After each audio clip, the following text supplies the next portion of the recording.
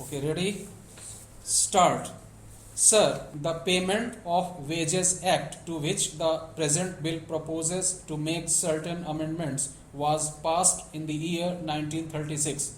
This bill, at the time when it was passed, was recognized as an experimental measure for the simple reason that when the bill was drafted, we did not have before us any model piece of legislation on which we could have modeled the measure which is embodied in this act. We have had now an experience of practically 6 years of this measure, and in the course of the working, it has been discovered that the bill suffers from many defects. If I may tell the House, it has been pointed out that there are practically 30 or 40 amendments which it is necessary to make to improve the Payment of Wages Act.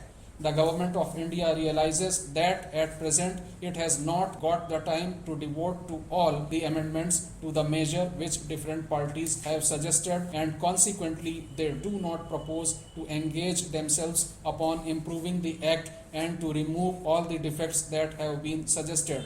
What the Government of India proposes to do through the present amending bill is to take certain defects which are of such administrative importance that unless and until those defects are removed, it will be difficult to administer the measure with the intention which lay behind the Act when it was passed. Sir, Clause 2 of the bill seeks to make certain amendments in the definition of the word wages. I do not wish to waste the valuable time of the House by repeating the defects which certain parties to the bill have suggested that they have found in the present definition of the word wages as it stands. But I might mention some important ones. It has been said in a judicial decision given by the Bombay High Court that the present definition of wages is so drafted that it is possible for a workman not only to claim wages which he has earned, but also wages which might be called potential wages. Certainly, that was not the intention of the original measure.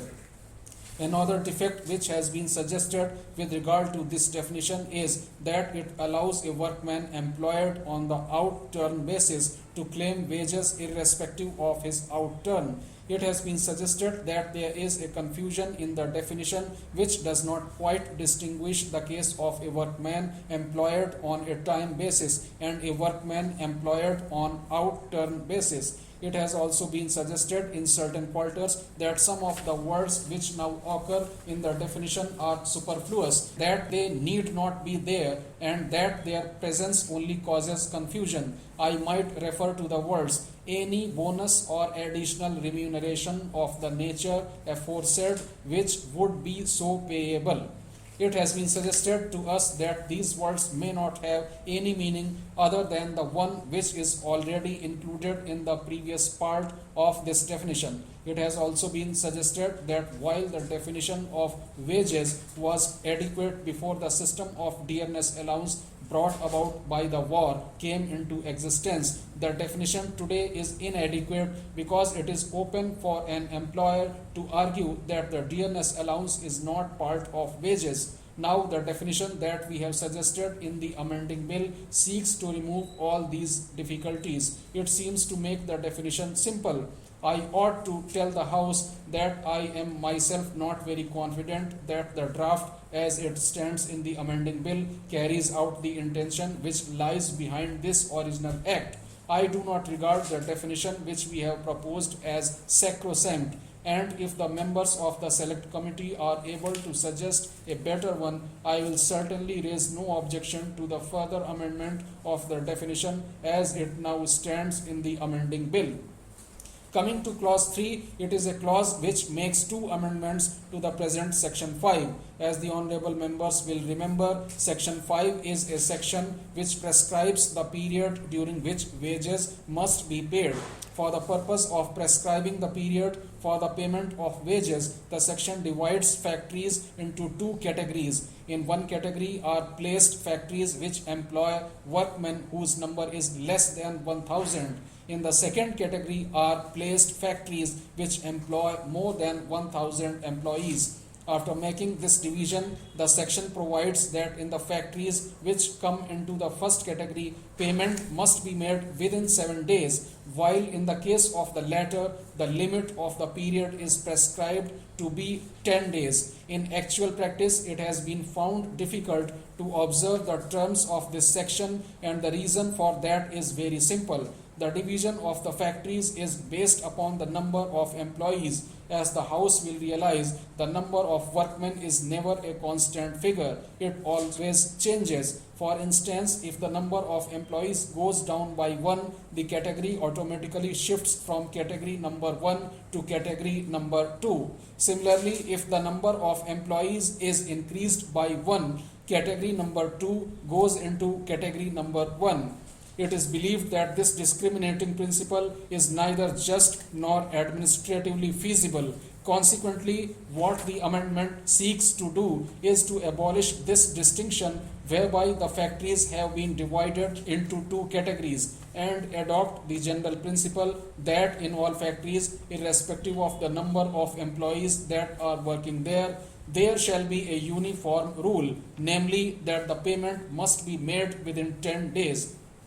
The second amendment, which clause 3 seeks to make, is also very necessary. In section 5, provision is made for the payment of an employee who is discharged from service. The section as it stands today provides that the payment to a discharged employee should be on the second working day. Now, sir, if the Payment of Wages Act was only applicable to perennial factories which are working throughout the day, there can be no difficulty arising from the section as it stands now. But in the case of seasonal factories, the difficulty that would arise is absolutely genuine, because supposing an employee was discharged on the last working day of the factory and the factory, being a seasonal factory, was closed down thereafter, then the second working day would come after a long interval which it would be difficult for anybody to imagine or to stipulate.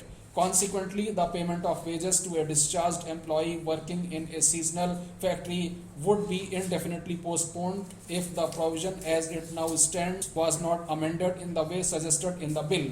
What we have therefore done by the amending bill is to take away the word working and substitute for the word second the word third, so that where the factory is a seasonal factory or where the factory is a perennial factory, every discharged workman will be paid on the 7th day and would not have to wait as he would have to in case the factory was seasonal factory and the act stood as it is now. Now I come to clause 4 of the bill.